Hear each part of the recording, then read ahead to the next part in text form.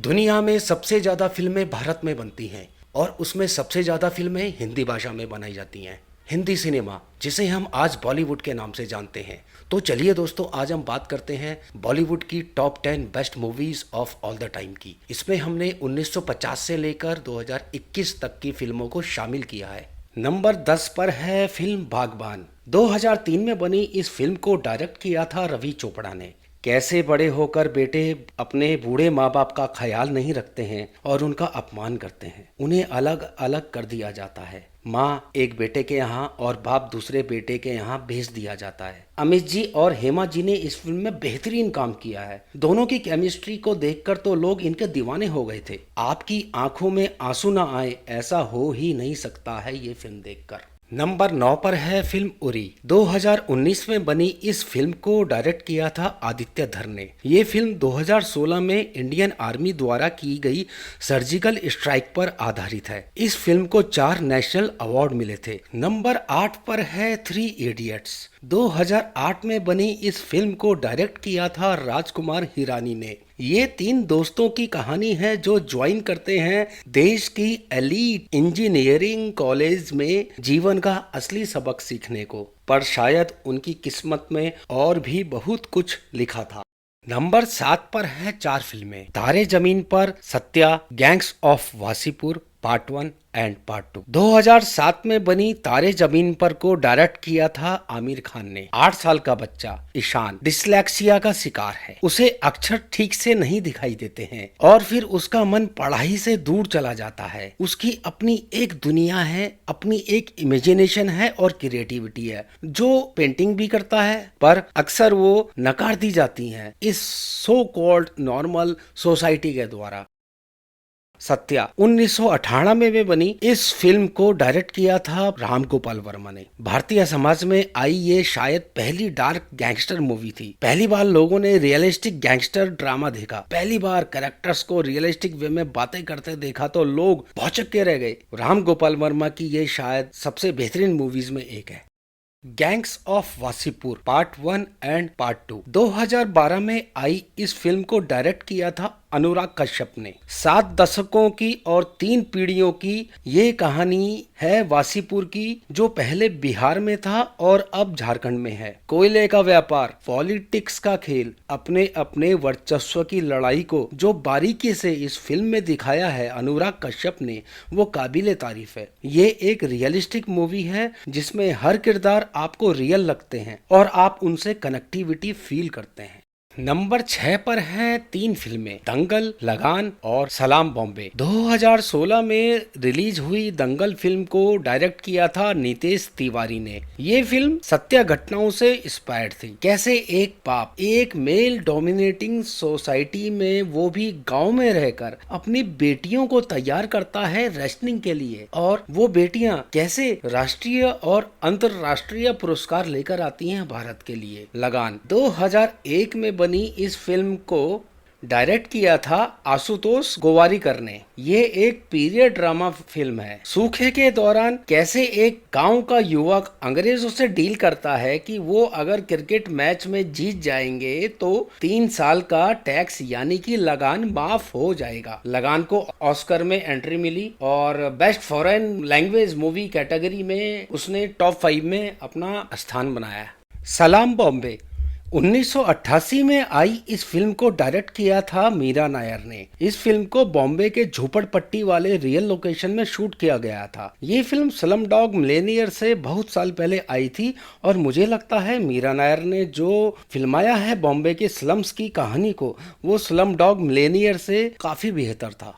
Number 5 पर हैं 3 फिल्में, गाइड, गरम हवा और कागज के फूल। गाइड 1965 में रिलीज हुई इस फिल्म को डायरेक्ट किया था विजय आनंद ने। ये फिल्म अपने समय से बहुत आगे थी। इसमें एक टैबू सब्जेक्ट को दिखाया गया था, जिसमें एक शादीशुदा औरत अपनी नाकाम शादी से आगे निकलकर एक टूर गाइड के साथ अट्रैक्ट हो जाती है। इस टैबू सब्जेक्ट को इस फिल्म में जिस तरह से दिखाया गया था वो काबिले तारीफ है।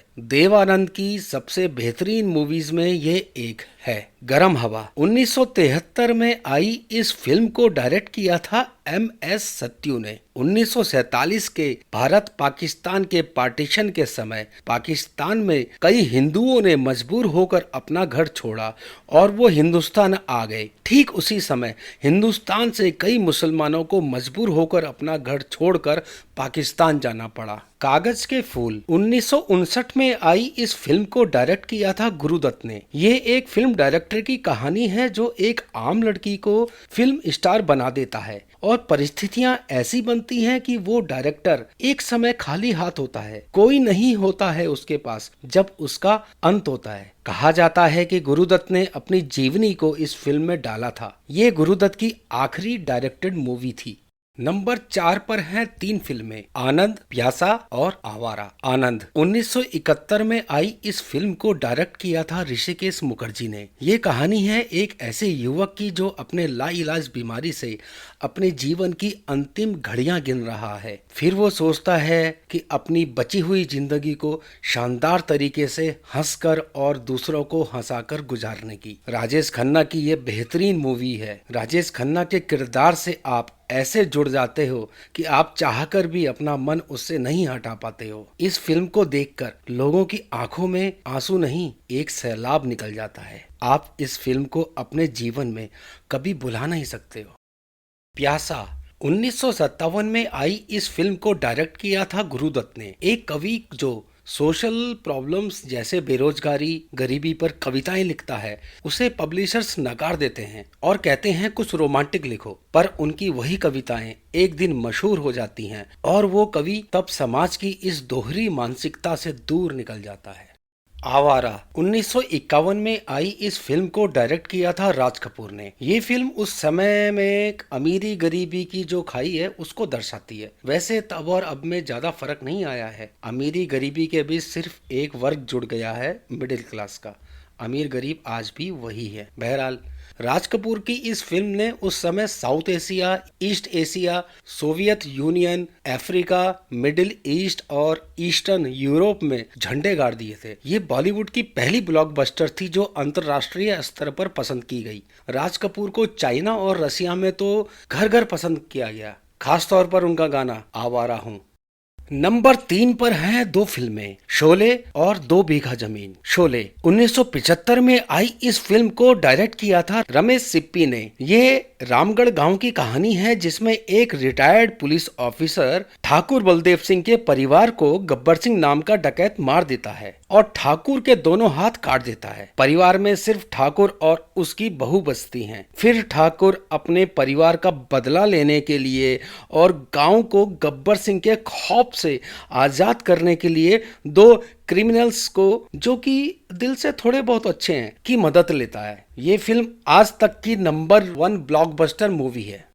2 बीघा जमीन 1953 में आई इस फिल्म को डायरेक्ट किया है बिमल रॉय ने। एक गरीब किसान अपनी जमीन बचाने के लिए और अपना कर्जा उतारने का सपना लिए कलकत्ता शहर आकर हाथ वाला रिक्शा चलाने को मजबूर हो जाता है। शहर में उसे क्या क्या चैलेंजेस फेस करने पड़ते हैं अपना परिवार पालने के लिए, ये बिमल रॉय ने जिस बारीकी से पेश किया है उसके लिए उनको सलाम बनता है। और हाँ, बलराज साहनी ने इस फिल्म में जो अभिनय किया था उसे आप कभी भूल नहीं सकते हैं।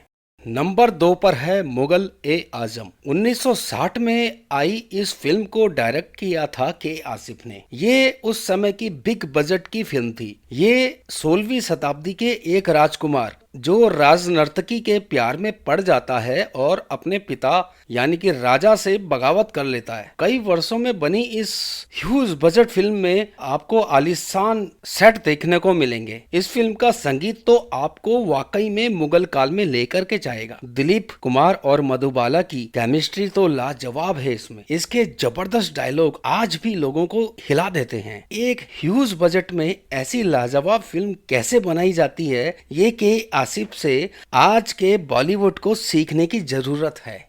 तो चलिए दोस्तों, अब बात करते हैं best movie of Bollywood of all the time की। तो नंबर 1 पर है मदर इंडिया। 1957 में आई इस फिल्म को डायरेक्ट किया था महबूब खान ने। गांव में सूखा और अकाल आने से राधा और शामू कर्जे में डूब जाते हैं। बढ़ते हुए कर्जे को ना चुकाने की परिस्थिति में शामू घर छोड़कर कहीं चला जाता है और उस कर्जे को चुकाने की, परिवार को पालने की जिम्मेदारी आती है राधा पर। कैसे वो अपने बच्चों को पालती है, कैसे वो अपने आप को बचाती है इस गिद्धों से भरे समाज से। ये महबूब ने जिस खूबसूरती से इसको फिल्माया है वो काबिले तारीफ है। इस फिल्म के हर किरदार से आप अपना जुड़ाव महसूस करते हैं। नरगिस ने जो अभिनय किया है इस फिल्म में वो आज भी मील का पत्थर है। ये वाकई में एक ऐसी भारतीय फिल्म है जिसे हम अपने जीते जी कभी भुला नहीं सकते हैं।